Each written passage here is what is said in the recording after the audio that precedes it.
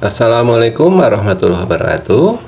Salam sehat, salam bahagia, dan salam sejahtera. Bahagia dan sejahtera buat kita semuanya. Bismillahirrahmanirrahim.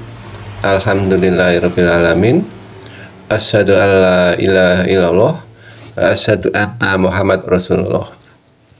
Allahumma sholli wa sallim ala sayyidina Muhammad wa ala ali sayyidina Muhammad. Sahabat yang dirahmati Allah, mudah-mudahan kita selalu dalam lindungan dan dalam bimbingan Allah Subhanahu wa taala.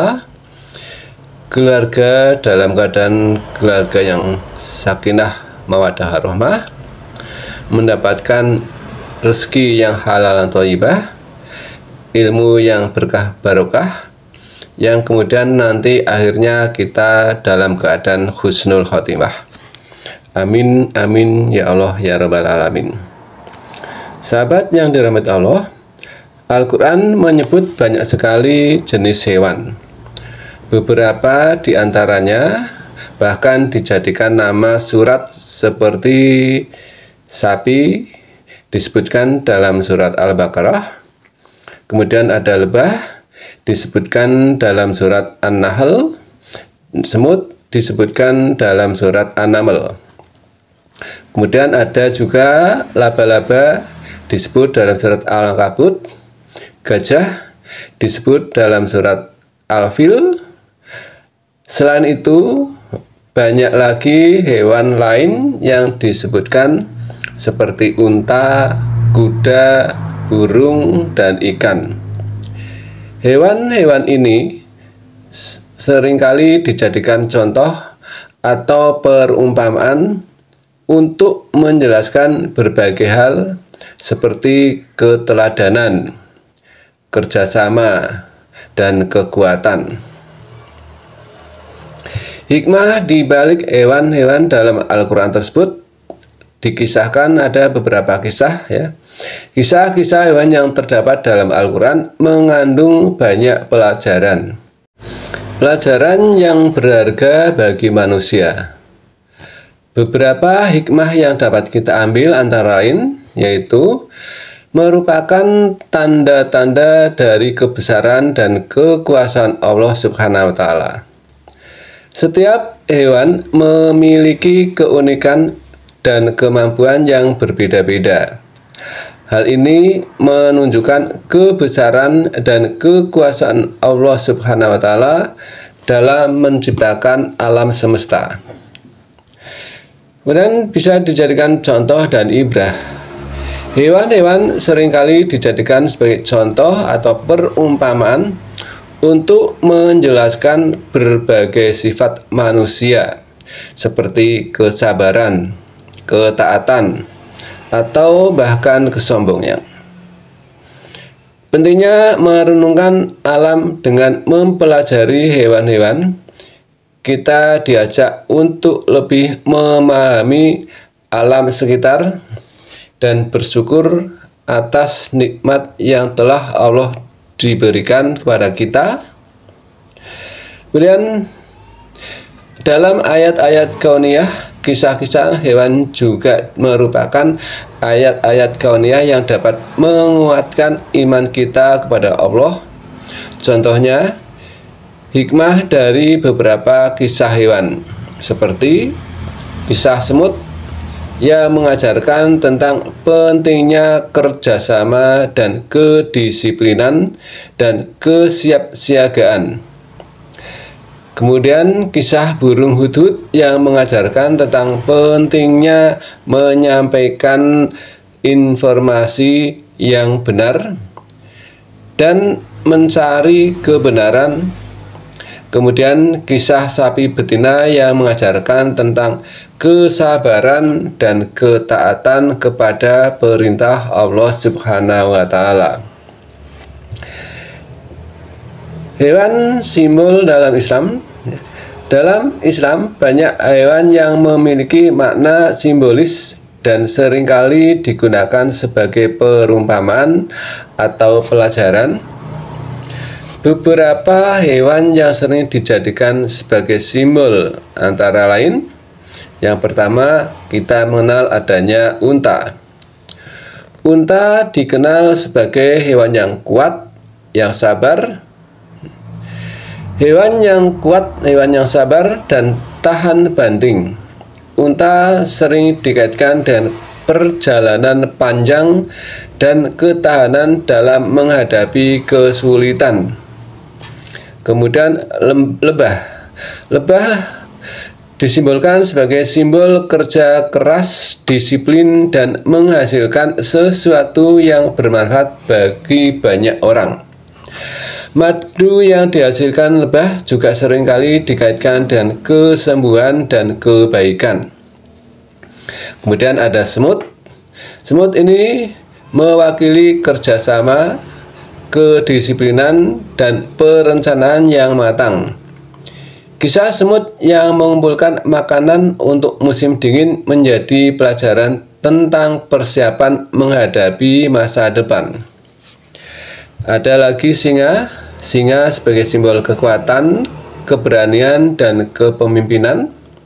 Namun dalam konteks Islam, kekuatan singa sering dikaitkan dengan kekuatan iman dan keteguhan hati. Ada lagi burung. Burung mewakili kebebasan, harapan, dan kemampuan untuk mencapai ketinggian. Burung sering digunakan sebagai simbol jiwa manusia yang merindukan Allah Subhanahu wa Ta'ala.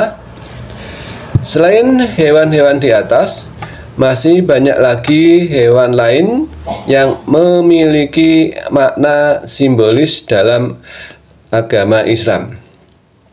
Setiap hewan memiliki karakteristik unik yang dapat memberikan pelajaran berharga bagi manusia. Makna simbolis ikan. Dalam Islam, makna simbolis ikan adalah meskipun tidak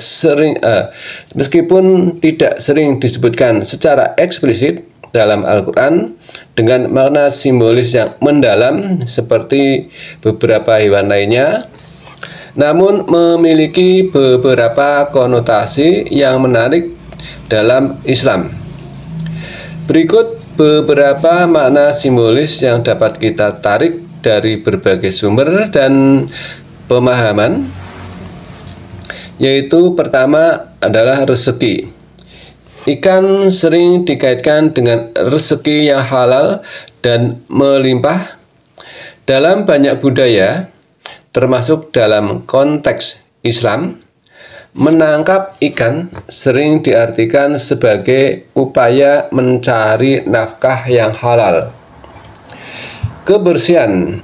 Ikan merupakan hewan yang hidup di air. Airnya yang bersih. Oleh karena itu, ikan seringkali diibaratkan sebagai simbol kebersihan hati dan jiwa. Sama seperti ikan yang hidup di air yang jernih, seorang muslim juga harus berusaha menjaga kebersihan hatinya dari sifat-sifat yang tercela. Sebagai simbol kehidupan, ikan merupakan makhluk hidup yang berkembang biak dengan cepat. Dalam konteks ini, ikan dapat menjadi simbol kehidupan yang terus berlanjut dan regenerasi. Ikan juga sebagai simbol kebebasan karena ikan bebas berenang di dalam air tanpa terkekang oleh daratan. Oleh karena itu, ikan seringkali dikaitkan dengan kebebasan dan keleluasaan. Dalam beberapa tafsir mimpi, ikan juga memiliki makna yang beragam, tergantung pada konteks mimpi tersebut. Namun secara umum, ikan dalam mimpi sering diartikan sebagai pertanda baik, seperti datanya rezeki, keberuntungan, atau keberkahan. Perlu diingat bahwa makna simbolis suatu hewan dapat bervariasi tergantung pada konteks budaya dan pemahaman masing-masing. Karena di sini ada pemahaman dari tiap-tiap individu. Oleh karena itu, pemahaman ini ya, hanyalah beberapa contoh umum mengenai makna simbolis ikan dalam Islam. Kemudian burung. Mengapa burung merpati sering dikaitkan dengan kedamaian? Burung merpati telah menjadi simbol universal bagi kedamaian selama ribuan tahun. Ada beberapa alasan kuat mengapa burung mungil ini begitu erat kaitannya dengan konsep perdamaian. Kisah Nabi Nuh. Salah satu kisah paling awal yang mengaitkan merpati dengan kedamaian berasal dari kisah Nabi Nuh alaihissalam dalam Al-Quran. Setelah banjir besar surut, Nabi Nuh alaihissalam mengirimkan seekor merpati untuk mencari daratan. Merpati itu kembali membawa ranting zaitun di paruhnya, yang menjadi tanda bahwa banjir telah berakhir dan kedamaian telah kembali. Sifat alami yang dimiliki oleh merpati yaitu sifat damai. Merpati umumnya dikenal sebagai burung yang lembut dan tidak agresif. Mereka tidak menyerang hewan lain dan lebih memilih untuk hidup berdampingan secara damai. Sifat-sifat ini merupakan sifat alami mereka yang menjadikan representasi sempurna bagi konsep perdamaian. Simbol dalam berbagai budaya. Dalam banyak hal budaya, merpati memiliki makna yang positif. Di Yunani kuno, merpati dikaitkan dengan Dewi Cinta atau dikenal dengan Aphrodite, sehingga menjadi simbol cinta dan pembaharuan hidup. Di Jepang, merpati juga menjadi simbol mengakhiri peperangan. Peristiwa sejarah pada tahun 1949, Pablo Picasso menjadikan burung merpati sebagai simbol perdamaian yang modern ketika dipilih sebagai lambang Kongres Perdamaian Dunia. Sejak saat itu, merpati semakin populer sebagai simbol perdamaian internasional. Jadi, mengapa merpati begitu erat kaitannya dengan kedamaian? Kisah religius Nabi Nuh memberikan landasan kuat bagi simbolisme merpati sebagai pembawa kabar baik dan kedamaian. Sifat alami dari merpati, yaitu sifat yang damai dan tidak agresif, memperkuat makna simbolis ini. Penggunaan dalam berbagai budaya, merpati sering menjadi simbol kedamaian dalam berbagai budaya selama ribuan tahun. Dalam peristiwa sejarah, penggunaan merpati sebagai simbol perdamaian dalam peristiwa-peristiwa penting semakin mengukuhkan posisinya. Singkatnya, burung merpati telah menjadi simbol universal bagi kedamaian karena perpaduan antara kasih religius, sifat alami, penggunaan dalam berbagai budaya, dan peristiwa-peristiwa sejarah yang sering melengkapi. Kemudian, hubungan antara gajah dan kekuatan. Dalam Islam, ada hubungan antara gajah dengan kekuatan. Meskipun gajah tidak secara eksplisit dikaitkan dengan konsep kekuatan dalam Islam secara umum, namun kita dapat menarik beberapa pemahaman dari kisah-kisah yang melibatkan gajah dalam Al-Quran. Kisah gajah dalam Al-Quran disebutkan dalam surat Al-Fil, di mana kisah pasukan gajah yang hendak menghancurkan Ka'bah menjadi salah satu contoh yang paling relevan. Dalam kisah ini, gajah yang dianggap sebagai simbol kekuatan dan keangkuhan justru dikalahkan oleh kekuatan Allah Subhanahu wa Ta'ala. Beberapa pelajaran yang dapat diambil dari kisah ini antara lain bahwa kekuasaan Allah Subhanahu wa Ta'ala